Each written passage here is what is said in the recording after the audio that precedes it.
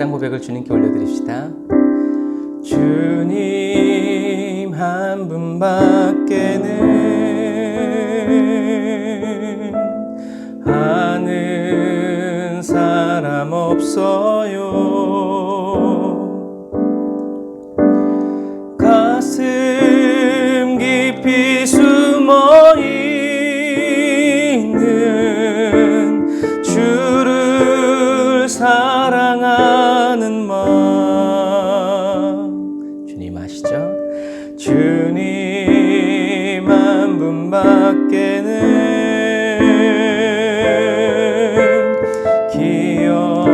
기억하지 못해요.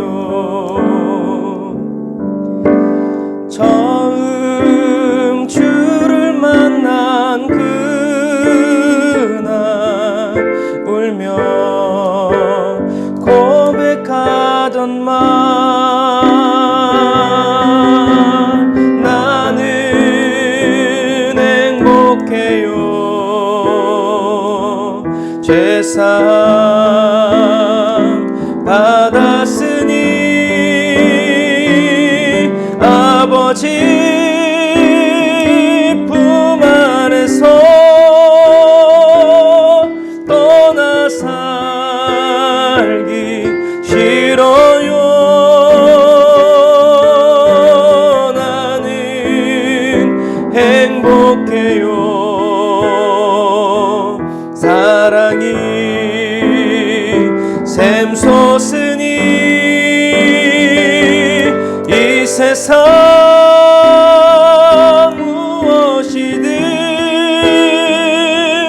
채우고도 나아요.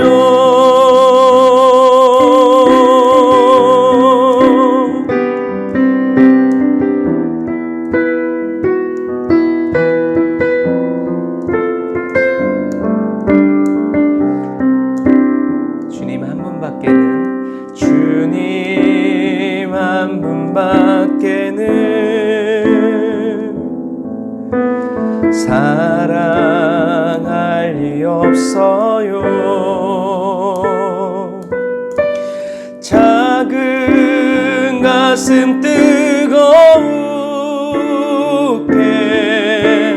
주님 피가 흘러요. 주님 한 분밖에는 약속하니 없어요.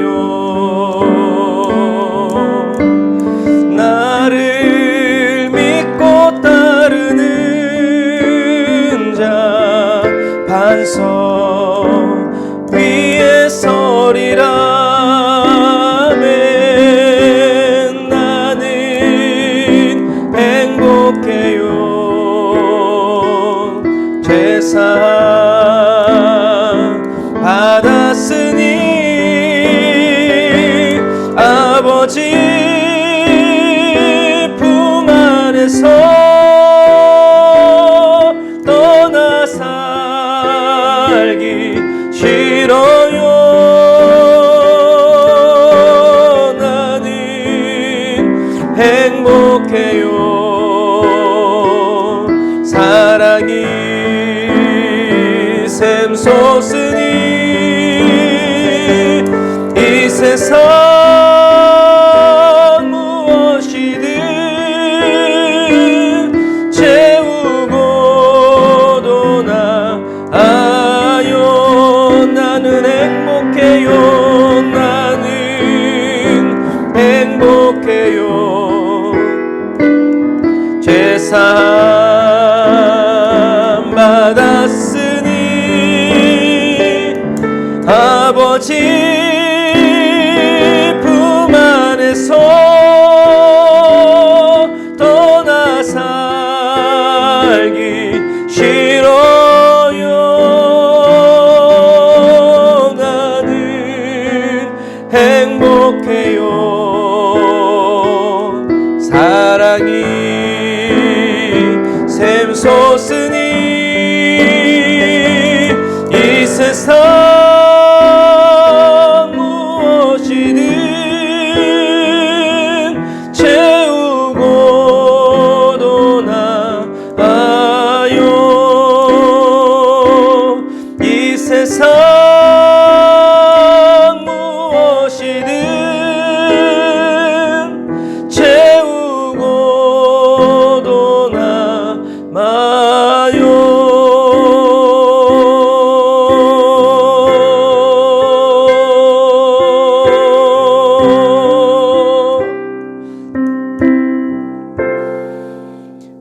넘치는 은혜와 넘치는 사랑으로 저와 여러분들을 채워주시기를 기뻐하시면서 또 기다리시면서 오늘도 사랑과 은혜를 저희들에게 부어주시기 위해 모든 준비를 마치시고 흘려보내주시는 그 주님을, 그 신실하신 주님을 우리가 마음을 모아 찬양하기 원합니다.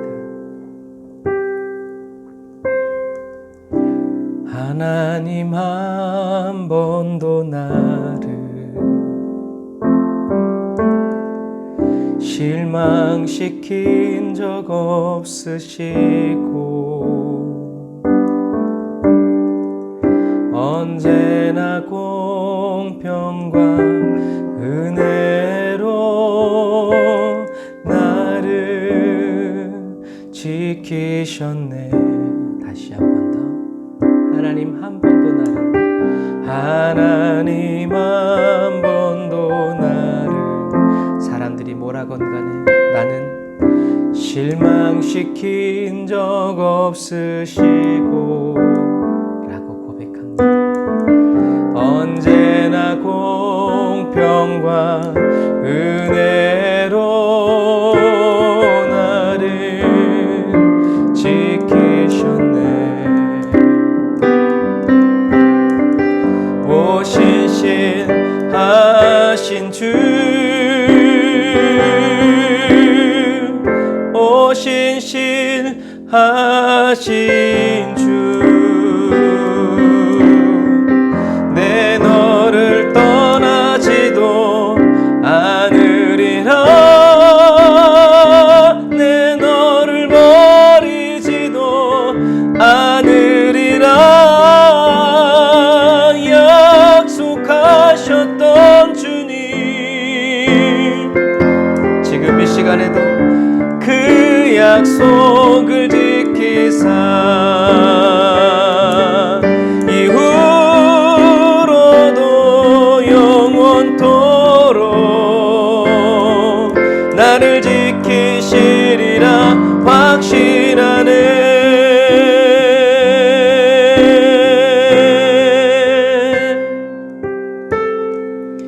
지나온 모든 세월들 돌아보아도 그 어느 것 하나 주의 손길 안 미친 것 전혀 없네. 아멘. 할렐루야. 오 신실하신 주, 나의 오 신실하신 주, 내 너를 떠나지도 않으리라, 내 너를 버리지도 않으리라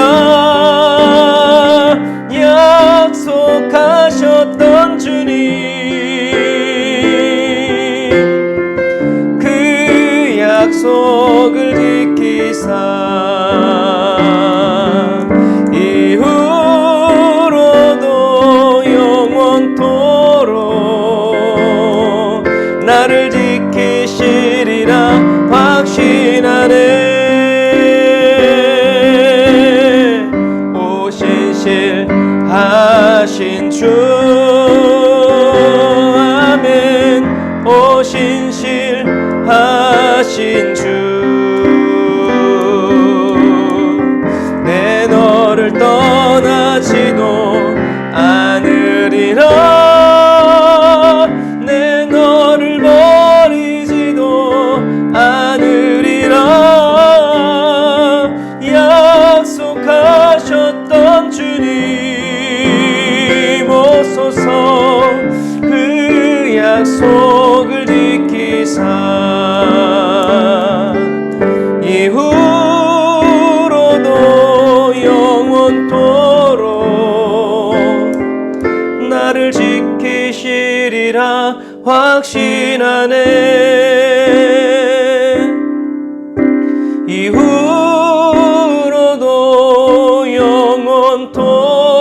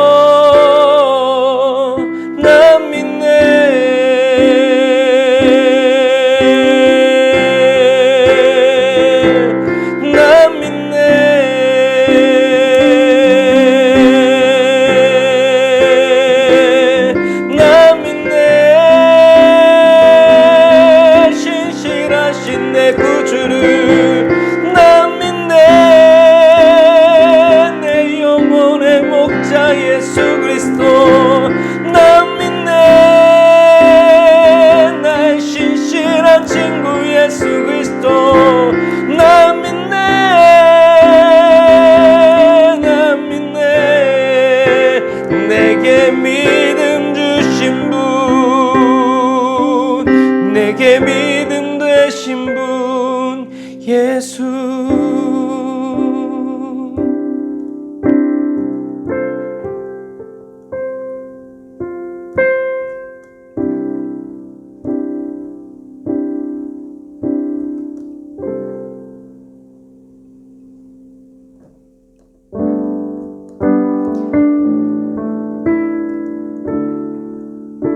우리 고백할까요? 나는 아무것도 아닙니다. 주님의 사랑이 없으면 나는 아무것도 모릅니다. 주님의 지혜가 없으면. 다시 한 번 더 사랑 고백을. 나는 아무것도 못합니다. 주님의 능력이 없으면 나는 한순간도 못 삽니다. 주님의 생명이 없으면.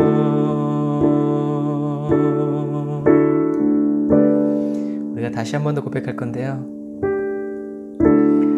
나는 주님이 없이는 아무것도 할 수 없고 아무것도 모르고 아무것도 아니라는 그 말이 주님의 마음을 기분 나쁘게 하지 않고 오히려 주님을 미소 짓게 하고 주님을 즐겁게 하고 기쁨이 가득하게 하는 것은 주님 없이는 안 된다는, 주님이 전부라는 저와 여러분들의 이 고백이 주님을 향한 사랑의 고백이기 때문입니다. 저와 여러분들이 이렇게 고백할 때 주님도 똑같이 고백하시죠. 나는 너 없이는 살 수 없다. 나는 너 없이는 아무것도 할 수 없다. 천지와 만물의 주인이신 하나님께서 저와 여러분들을 이렇게 극진히 사랑해 주시는 그 사랑으로 인하여 저와 여러분들의 정신이 없어지고 어지럽고 어찌할 바를 알 수 없는 그런 기쁨의 그리스도인이 다 되시기를 주님 이름으로 축복합니다. 저와 여러분이 없이는 아무것도 할 수 없다는 주님께 우리도 그렇다고 우리 다시 한 번 더 고백할까요? 나는 아무것도 아닙니다. 주님의 사랑이 없으면 나는 아무것도 모릅니다. 주님의 지혜가 없으면 나는 아무것도 못합니다. 주님의 능력이 없으면 나는 한순간도 못 삽니다. 주님의 생명이 없으면 이제 내가 사는 거 아니요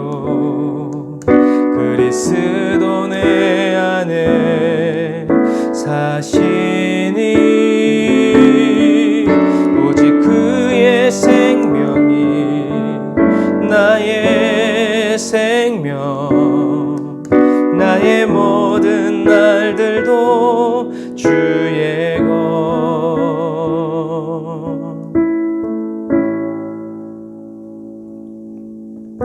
나는 오직 한 분 바랍니다 나의 아버지 나의 구원 나의 주 이제 내가 사는 것 아니요 그리스도 내 안에 사시니 아멘 오직 그의 생명이 나의 생명 나의 모든 날들도 주의 것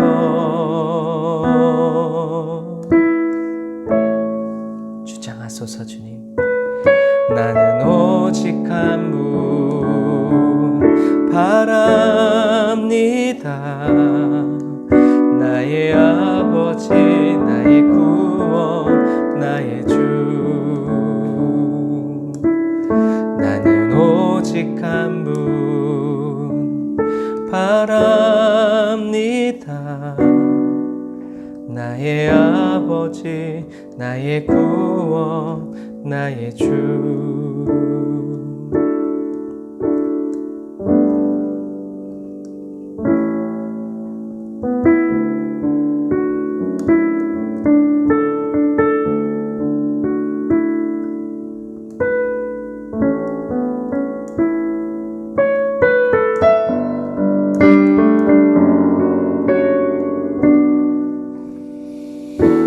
오늘도 그 사랑으로 저와 여러분들을 일으키시는 주님을 찬양합시다. 하나님의 그늘 아래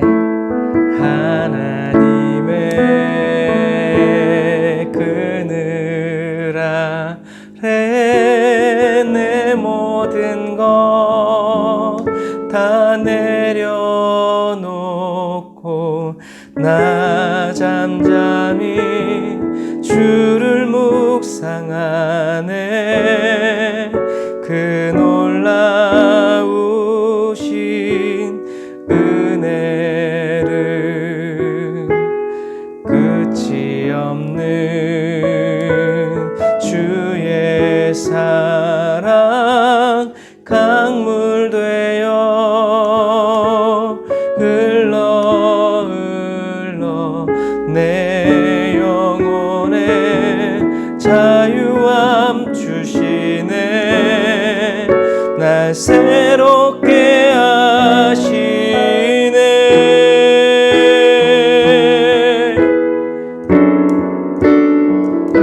하나님 사랑 그 사랑 날 자유케 하네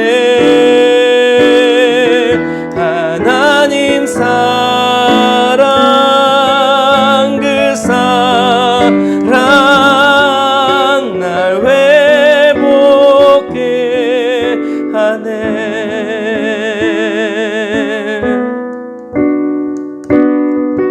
다시 한 번 더 하나님의 날개 아래 우리를 덮어주신 주님을 찬양합시다. 하나님의 그늘 아래 하나님의 그늘 아래 내 모든 것 다 내려놓고 나 잠잠히 주를 묵상하네 그 놀라우신 은혜를 끝이 없는 주의 사랑 강물 되어 흘러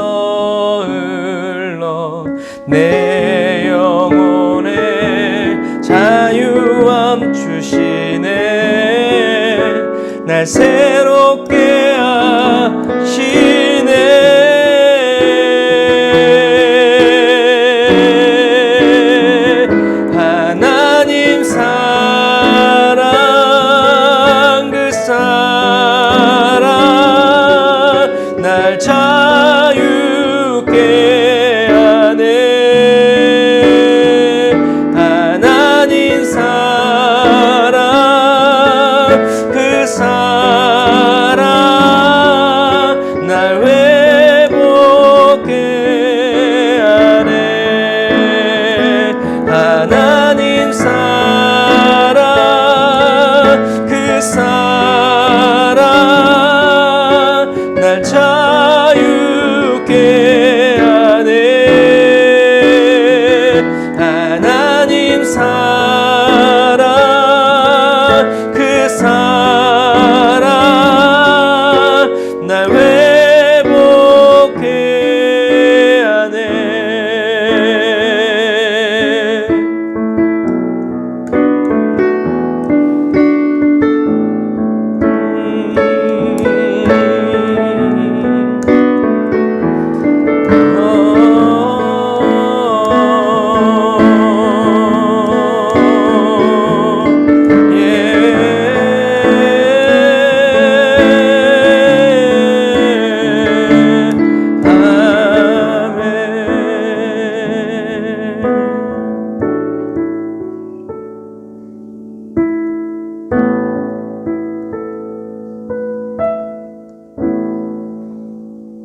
주님의 그 지극히 작은 영광의 부스러기 하나가 주님 저희들의 영을 단번에 회복시키고 영원히 충만케 할 수 있음을 믿습니다. 하나님, 이 시간 가나안 여인과 같이 주님께 간구합니다. 어린아이들의 상에서 떨어지는 그 부스러기라도 내게 주어 저의 심령과 저의 육체를 회복시키시고 정결케 하시며 친히 거룩하게 하여 주셔서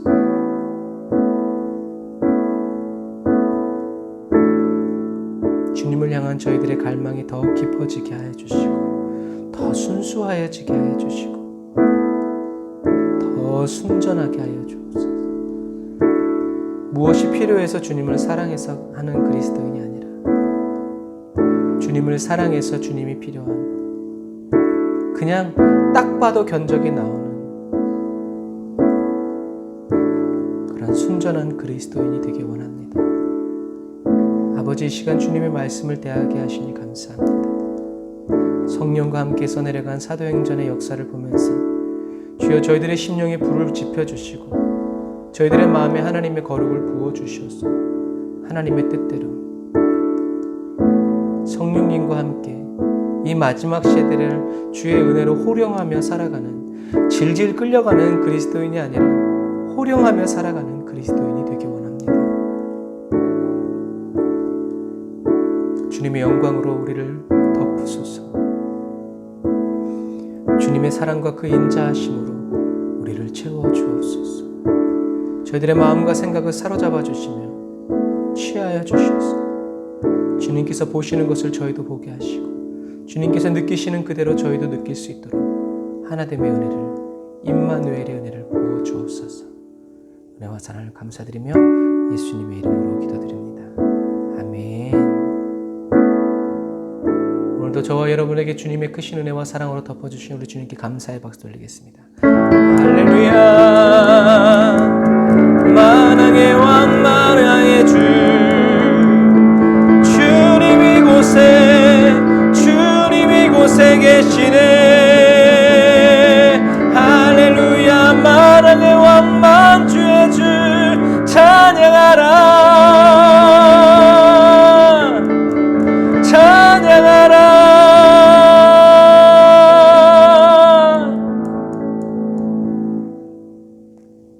아멘. 우리 말씀 보겠습니다. 자, 이제 사도 바울이 이 예루살렘에서 이렇게 올라가서 예수님을 만나서 복음 전하는 사람으로 바뀌고요. 그 이야기를 지난 시간에 했고요. 이제 베드로 이야기가 사도행전 12장 이제 가기 전에 나옵니다. 베드로는 예루살렘에서 나와서 루다에서 애니아라는 중풍병자를 고쳐요. 색을 뭘로 바꿀까? 파란색으로 하는 게 잘 나올까요?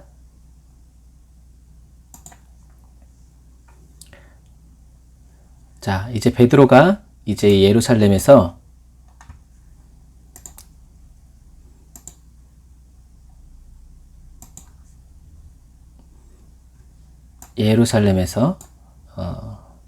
이제 루따에서 애니아라는 중풍병자를 고치고요.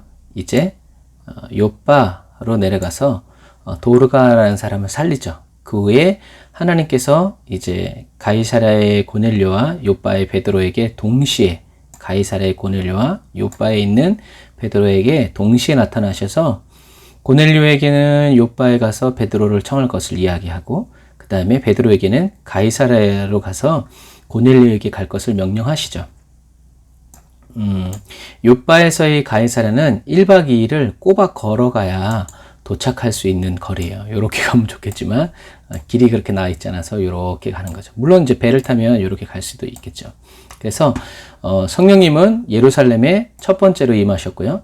그리고 성령님은 두 번째 어디에 임하셨어요? 사마리아 성에 임하셨죠. 빌립 집사님이 복음을 전하고 그 다음에 이제 사도들이 가서 안수해 줄 때 성령님이 임하고 그 다음에 세 번째 가이사랴의 고넬료의 집에 세 번째로 임하시죠. 이렇게 성령님은 예루살렘과 온 유다, 사마리아 그리고 땅끝으로 성령의 불길이 점점 이렇게 이제 성령의 불이 점점 번져가는 모습을 볼 수 있죠. 베드로는 애니아를 고쳐주고 요빠로 초청받아서 도르가 다비다라는 여인을 다시 살려줍니다. 근데 어떤 면에서 다비다는 좀 불쌍한 거예요. 왜냐하면 만약에 다비다가 지옥에 갔다가 다시 살아났다면 복음을 들을 기회가 있어서 좋았겠지만 다비다는 천국에 갔는데 사람들이 살려달라고 그래서 다시 베드로가 살려버린 거예요. 그런데 여기서 중요한 것은 다비다가 다시 살아나야 하는 이유는요, 그만큼 초대교회에 일꾼이 없었다는 거예요. 이것이 지금 저는 개척교회에 있기 때문에 심정적으로 이해가 되죠. 그만큼 초대교회에서는 다비다가 선한 일을 많이 해서 다시 살아난 거일 수도 있지만 아까 말한 것처럼 다비다 입장에서는 천국 가는 게 더 좋아요. 그런데 다비다를 다시 살릴 수밖에 없었던 이유는 그만큼 초대교회에 헌신된 일꾼이 부족했다, 없었다라는 얘기죠. 그래서 이 노란색으로 있는 이 교회가 베드로 교회예요. 여기서 다비다를 살렸죠. 베드로는 다비다를 살리고요. 피장 시몬의 집으로 들어가서 거하는데 피장이라는 것은 이제 가죽 만지는 사람이에요. 그래서 늘 시체를 만져야 해서 피장 시몬은 이 무두장이 시몬은 굉장히 부정한 사람이죠. 이스라엘에서 우리나라에서는 백정이 가장 부정한 사람인데 이스라엘에서는 이 무두장이 가죽을 만지는 사람이 백정이에요. 그러면 이스라엘에서 백정은 누구죠? 제사장이죠. 우리나라 의미로 치자면 짐승을 잡으니까 좀 의미가 다르긴 하지만 그래서 베드로가 여기까지 온 거예요. 무두장이 집에 거할 정도로까지 온 거죠. 그래서 베드로는 죄인들과 하층민에게까지 가서 복음을 전하는 거예요. 그런데 기억해야 될 것은 베드로가 더 내려가지 못한 곳이 있는데 그것이 바로 이방인들이라는 것이죠.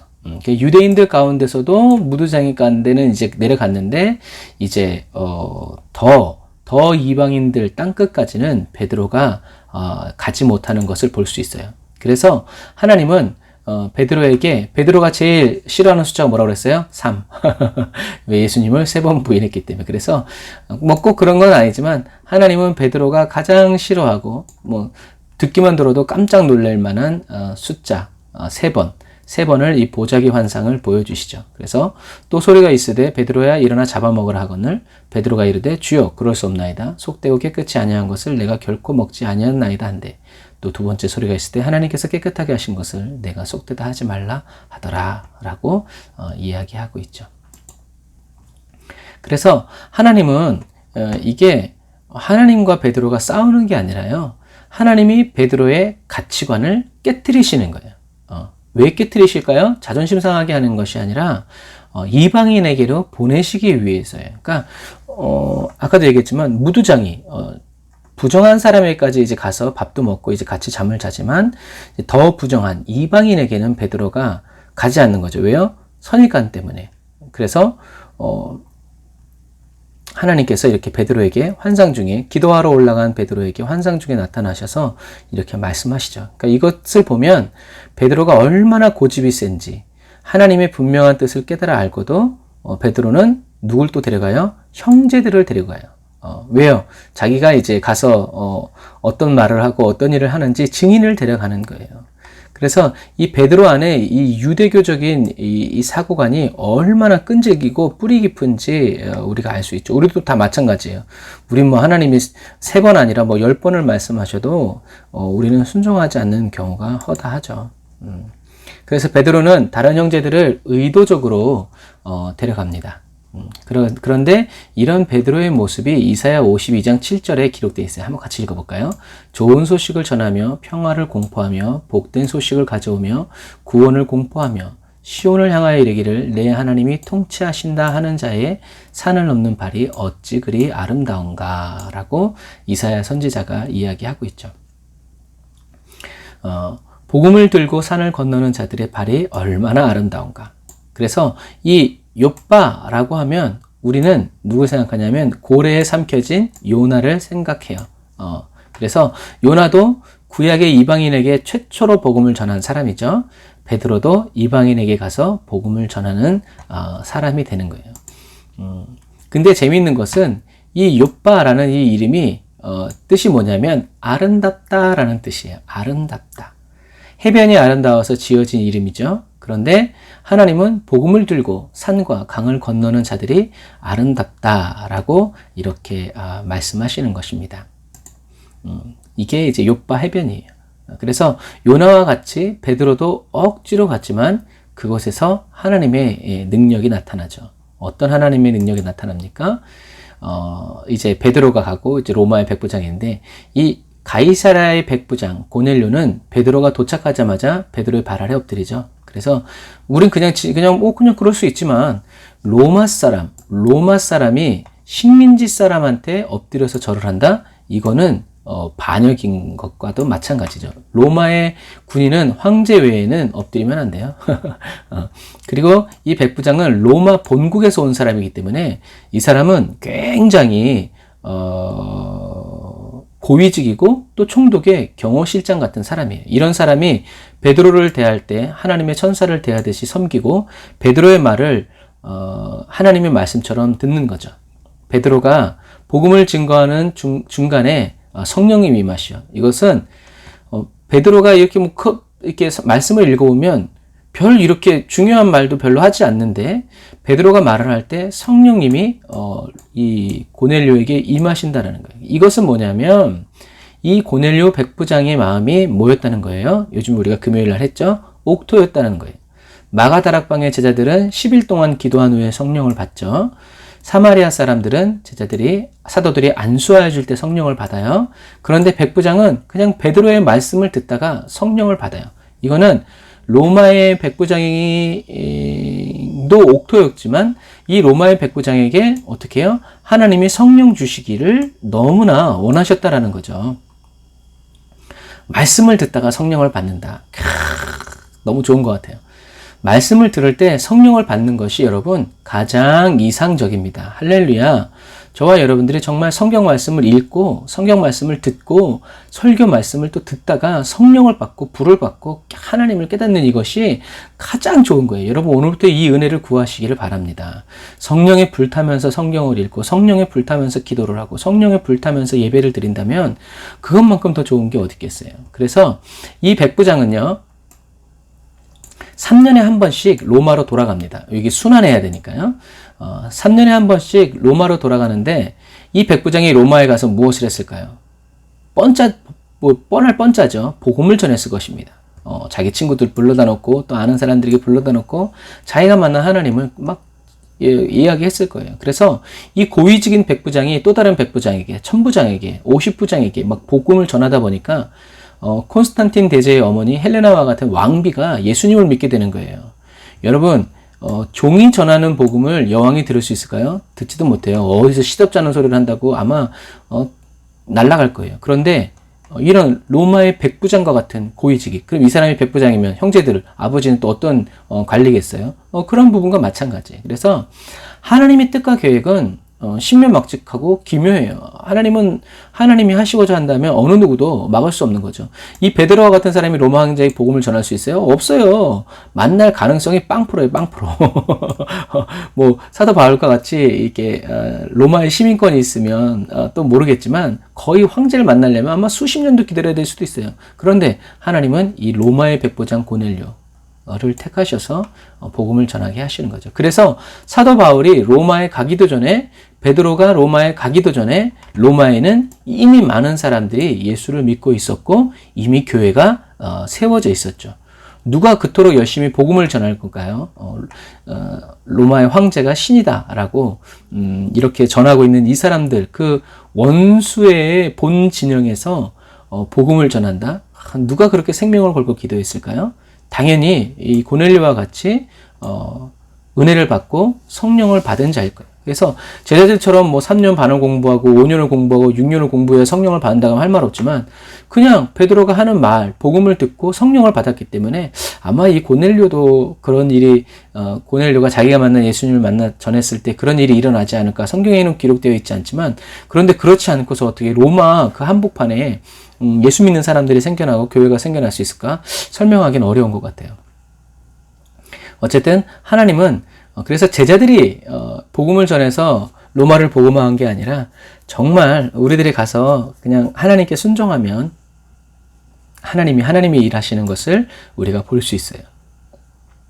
그리고 사도행전 이제 12장에 가면 이제 축 먹어 죽은 헤롯이 나옵니다. 이 축 먹어 죽은 헤롯은 이 예수님 당시에 헤롯이었던 이 대헤롯의 손자죠. 이 손자가 축 먹어 죽은 헤롯이 나타나는데 이제 베드로를 죽이려 하다가 천사가 구출해 가죠. 그래서 이 축 먹어 죽은 헤롯 아그리빠가 파수하던 군병들을 다 죽이고요. 그 다음에 충이 먹어서 죽은 장소가 바로 이 장소예요. 그래서 이것을 우리가 어떻게 알 수 있냐면 요세푸스가 기록하고 있기 때문에 그래요. 그래서 여기가 이제 바다잖아요. 그러니까 이제 이 헤롯이 여기가 이제 강단이에요. 여기서 이제 연설을 하고 사람들은 이제 여기 앉아 있는데 헤롯이 바다를 등지고 떠오르는 이제 태양빛을 이제 쫙 받으면서 빛을 발하고 있다. 라고 이야기해요. 그래서 그 이유는 헤롯이 은으로 된 옷을 입고 있었기 때문에 그래요. 그래서 헤롯이 여기서 막 뭐라고 이제 말을 하는데 햇빛에 은비늘 같은 것이 번쩍번쩍 빛이 나니까 여기 있는 사람들이 이제 헤롯에게 잘 보이려고 막 신이다 뭐다 막 이렇게 외쳤는데 헤롯이 하나님께 영광을 돌리지 않으므로 충이 먹어 죽었다라고 이제 성경은 기록하고 있죠. 그래서 이렇게 이제 헤롯이 충이 먹어 죽은데 이제 바로 충이 먹어 죽었다는 것은 장이 삐져나왔다는 얘기예요. 그래서 탈장해서 죽기까지는 금방 죽는 게 아니라 5일 정도가 걸리죠. 그래서 하나님은 이렇게 사도 야고보를 죽이고 베드로까지 죽이려고 했던 헤롯을 이렇게 징계하십니다. 그래서 성경과 요세푸스의 기록에 보면 똑같은 이야기가 있어요. 요세푸스의 기록을 볼까요? 그가 아침에 은색 갑옷을 입고 동쪽을 향하여 설 때 태양이 그의 갑옷에 반사되어 환하게 비추었다. 눈이 부신 그의 모습과 어우러진 그의 음성을 듣고 들어와 시돈 사람 이 최고의 아부와 외침을 한다. 이것은 신의 소리요 사람의 소리가 아니다. 이렇게 말하자 헤롯 아그리빠 왕은 거만하게 거들먹거리다가 충이 먹어 창자가 터져 5일 만에 죽었다. 최고의 권력을 누리던 자가 교회를 핍박하고 하나님께 영광을 돌리지 않다가 허무하게 죽었다. 이 육신적인 죽음보다 더 애석한 것은 그가 영원한 지옥으로 떨어졌다는 점이다. 하고 요세푸스가 기록한 거죠. 성경에 뭐라고 써 있어요? 헤롯이 두로와 시돈 사람들의 대단히 노여워하니 그들이 지방이 왕국에서 나는 양식을 먹는 까닭에 한 마음으로 그에게 나와 왕의 침소 맡은 신하 블라스도를 설득하여 화목하기를 청한지라. 그래서 간 거죠.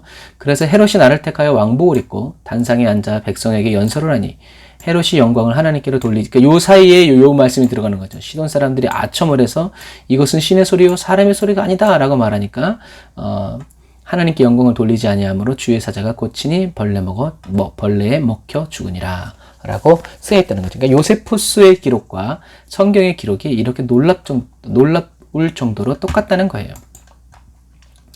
그래서 요세푸스는 헤롯 아그리빠를 유대인들을 위해서 회당도 지어주는 좋은 사람이라고 기록하고 있죠. 그래서 이 헤롯 아그리빠가 죽고 나서 로마에서 총독이 올라오는데 이 새로운 총독은요, 다시 유대인들을 핍박하고 괴롭힙니다. 그런데 사도행전 12장 24절 같이 읽어볼까요? 하나님의 말씀은 흥왕하여 더하더라 라고 기록하고 있어요.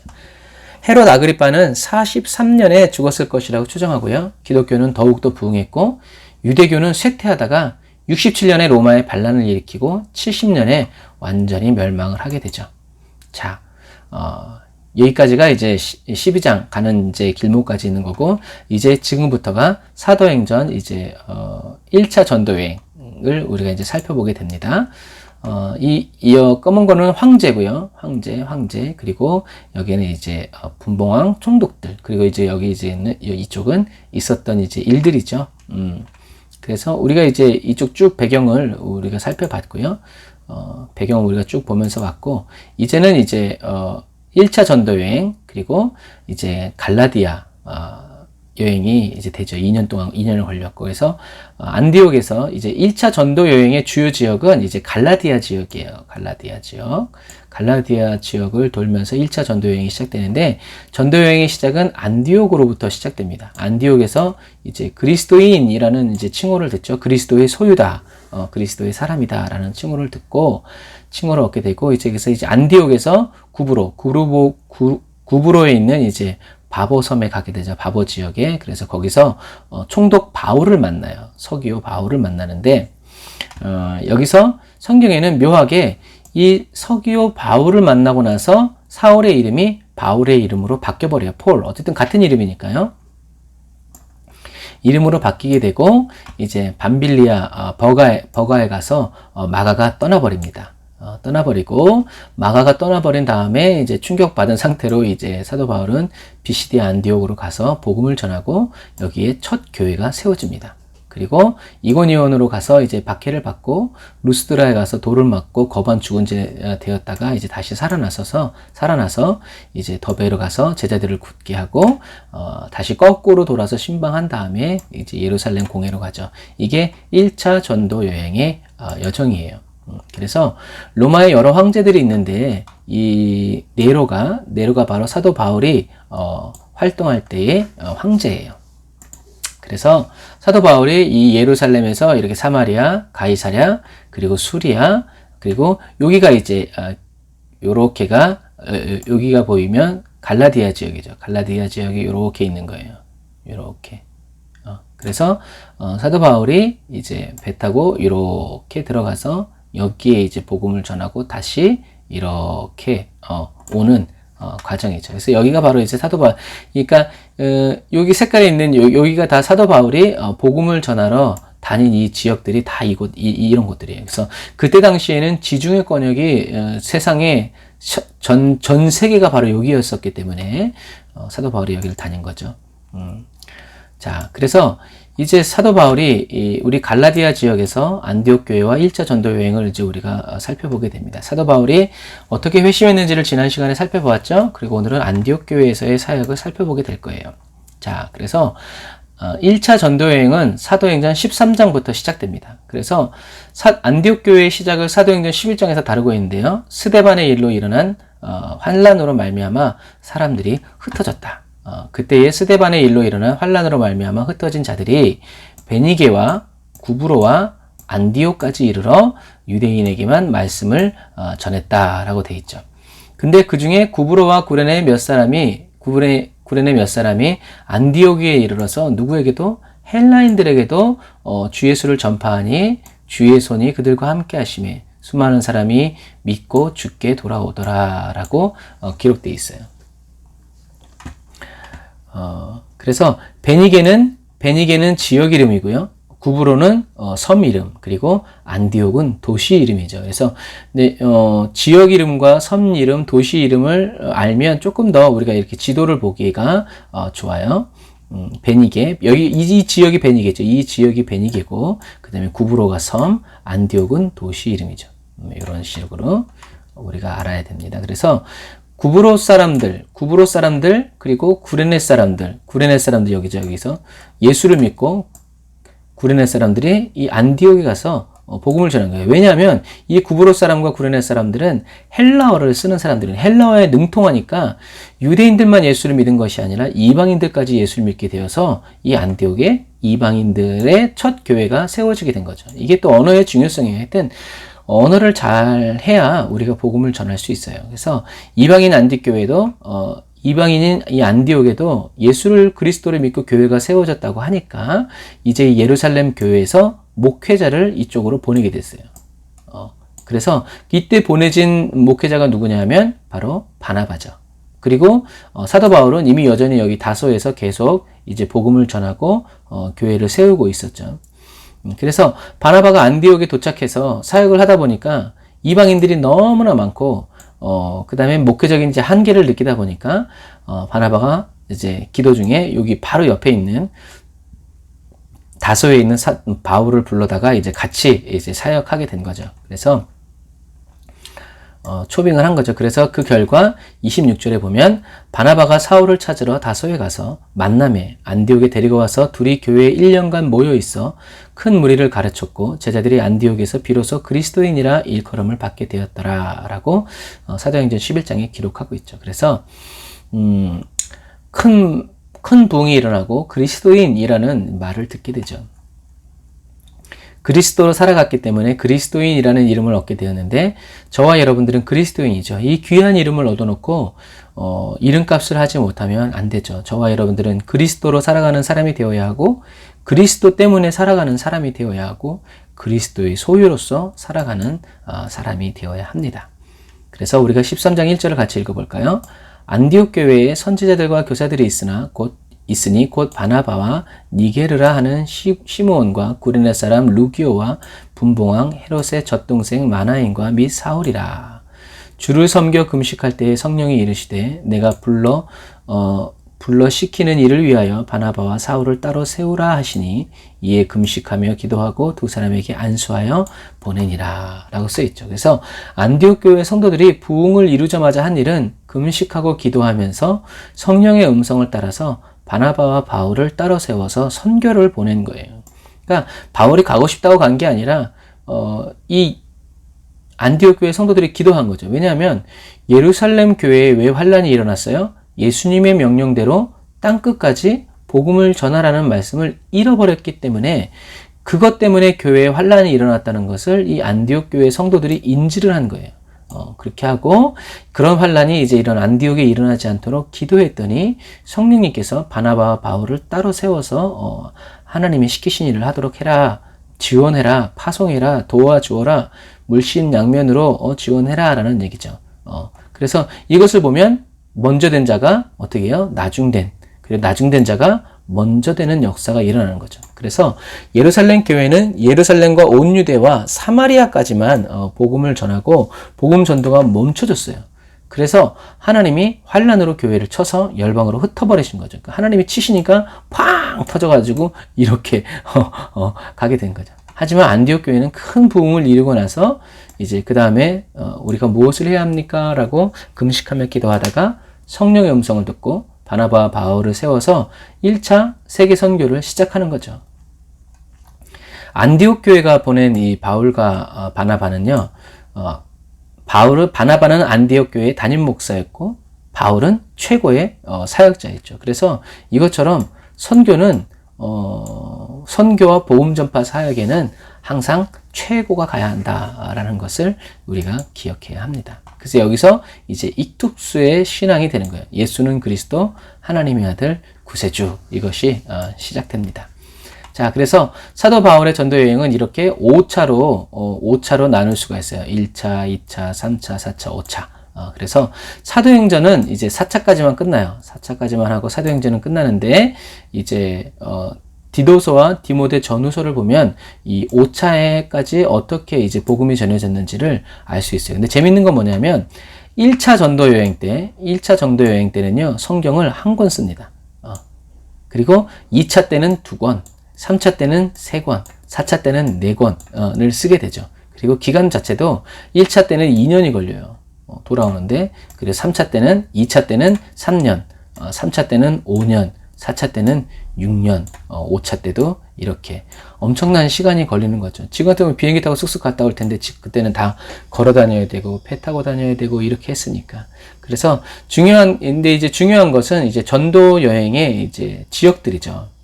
복음이 전파되는 지역을 이제 크게 보면 이렇게 처음에는 유다 지역에 복음이 증거되어지죠. 그 다음에 복음이 수리아까지 가고 그 다음에 어디로 가요? 1차 전도 여행 때 이 갈라디아 지역에 복음이 증거되어지죠.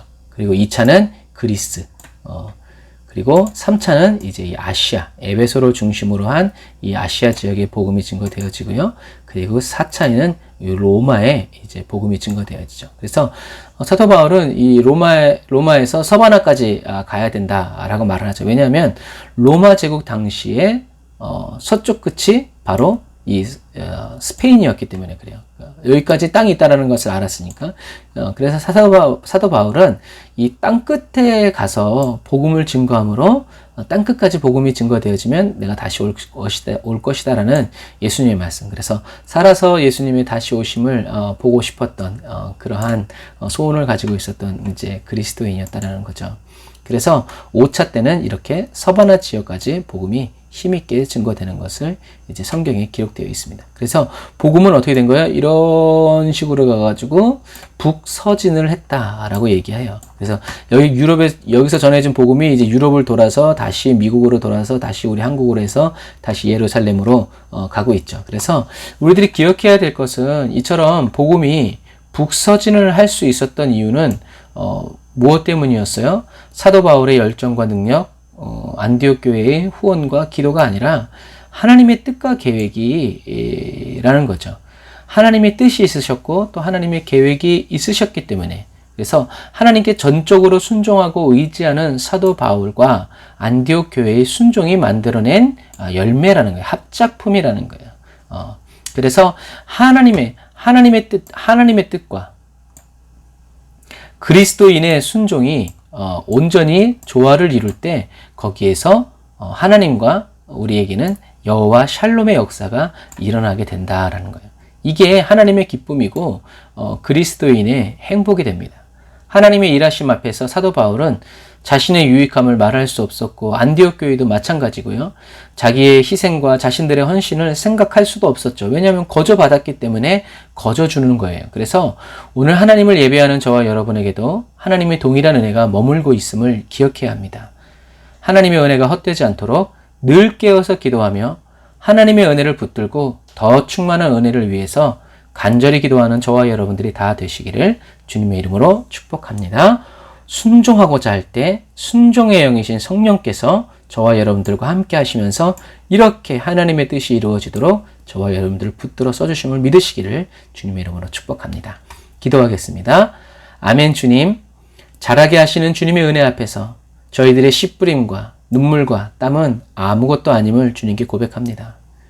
오히려 부족함이 없으신 주님께서 저희들의 씨뿌림과 눈물, 땀을 필요하다고 여겨주시고 귀하다고 인정하여 받아주심을 감사드립니다. 무익한 종이오니 끝까지 주님의 인도하심을 따라 무조건이 아닌 믿음과 소망과 사랑으로 주님께 순종하여 살아가기 원합니다. 저희들의 이 마음과 생각을 주님의 두 팔로 끌어안아 붙들어 주세요. 일하시는 주님의 뒤를 바짝 뒤쫓아 그리스도의 추수의 계절로 나아가는 충성된 그리스도인이 되게 하여 주세요. 예수님의 이름으로 기도드립니다. 아멘. 아멘. 여러분 감사합니다. 우리 하나님께 감사의 박수 돌리겠습니다.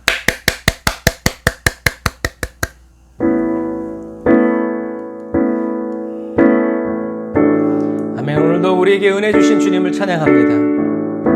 오늘도 저와 여러분들에게 왕의 명령을 듣게 하시고 하나님의 놀라운 복음의 역사를 듣게 하신 주님을 찬양합니다. 아멘. 할렐루야. 주님 영광 받으소서. 주님 찬양 받으소서. 찬양 받기 합당하신 주님, 영광의 주님을 찬양합니다. 영광의 주님을 찬양합니다. 오 나의 주님, 오 나의 주님. 아멘.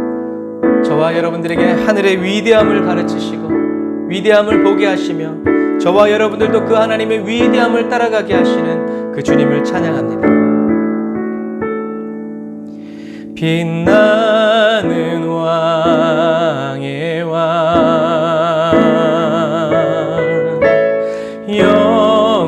영광의 주님 온 땅 기뻐하라 온 땅 기뻐하라 광채의 옷 입고 어둠을 물리쳐 저 원수는 떠내 저 원수는 떠내 사도행전의 역사 위대하신 주 찬양의 위대하신 주 모두 알게 되리라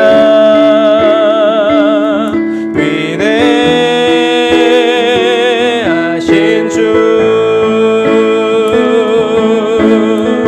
위대하신 주님 위대하신 주 찬양의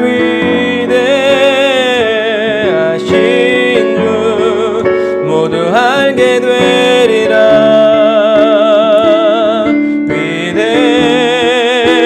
위대하신 주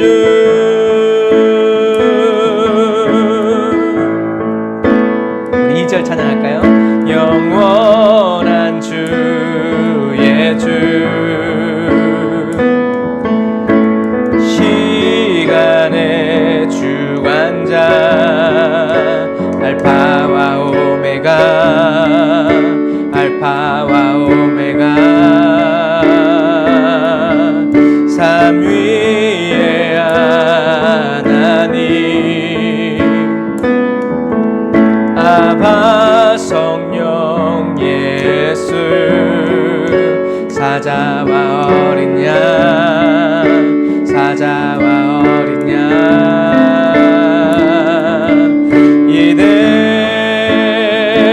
위대하신 주 찬양의 위대하신 주 모두 알게 되리라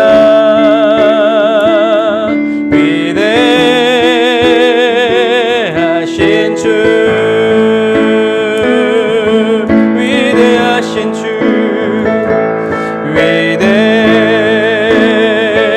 위대하신 주 찬양의 위대하신 주 모두 알게 되리라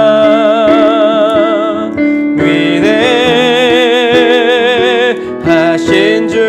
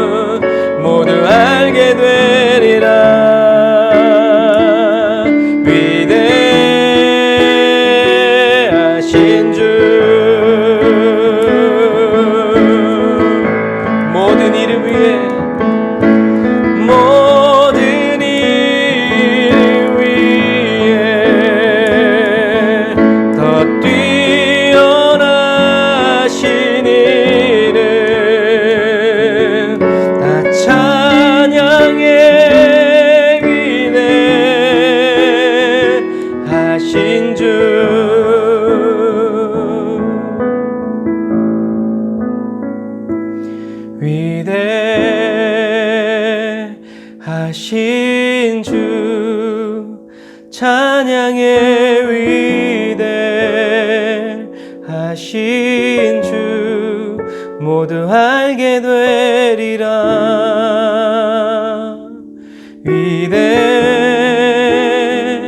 위대하신 주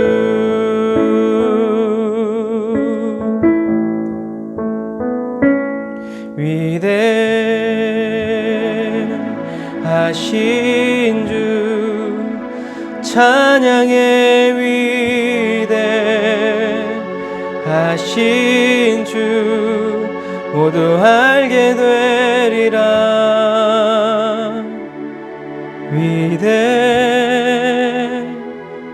위대하신 주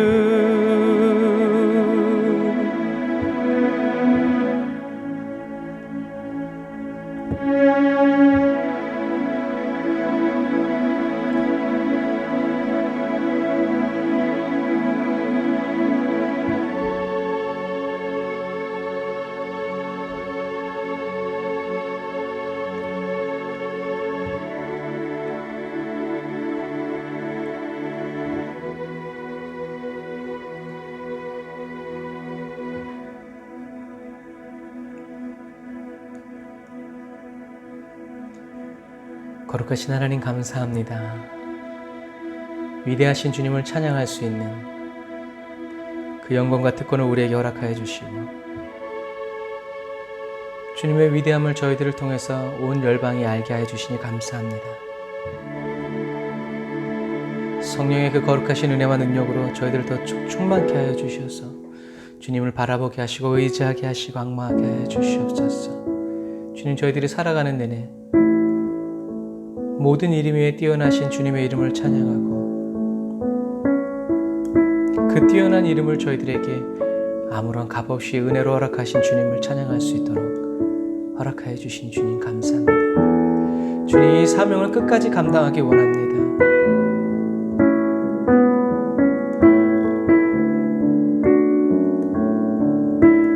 어떠한 회방과 방해가 있다 할지라도 물러서지 않고 주님이 저희들에게 주신 이 복음 전파의 사명, 예수의 이름을 높이고 예수의 이름을 찬양하며 예수의 이름으로 복음을 증거하는 이 영적인 특권, 빼앗기지 않고 잃어버리지 않고 녹슬어 없어지지 않고 쓰고 사용하고 널리 전함으로 닳아 없어지는, 그래서 주님이 마지막 날 저희들에게 오셔서 저희들의 이름을 부르실 때 주님께서 제게 맡겨주신 모든 시간과 재능과 모든 건강과 모든 것을 주님을 위해 아낌없이 거저받았으니 거저주고 다 쓰고 왔습니다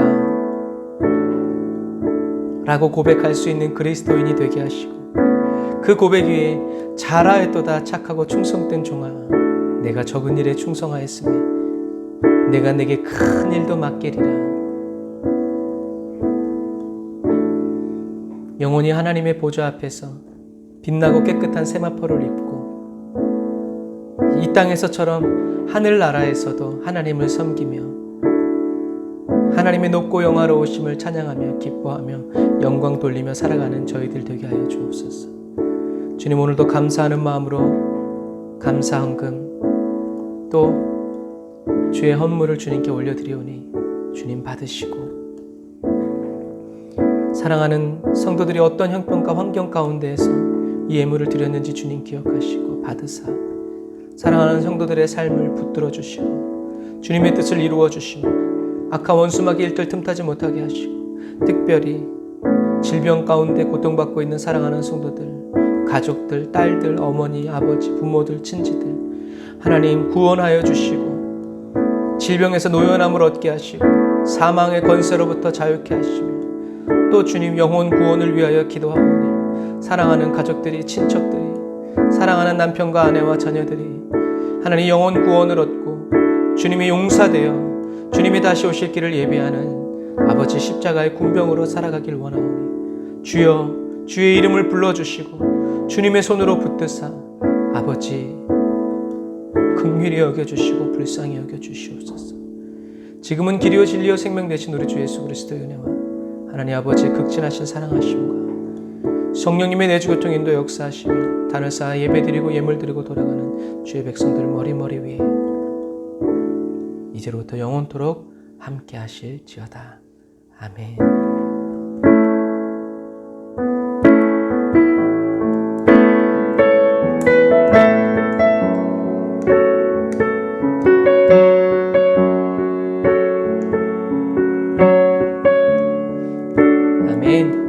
오늘도 저와 여러분들에게 은혜 주시고 능력 주신 위대하신 주님께 우리 영광의 박수 올리겠습니다. 할렐루야. 주여 주님의 전능하심을 우리에게 나타내시며 주님의 위대하심이 주여 저희들을 통하여서 드러나게 하여 주시옵소서. 영광이 임하소서. 영광이 임하소서. 할렐루야.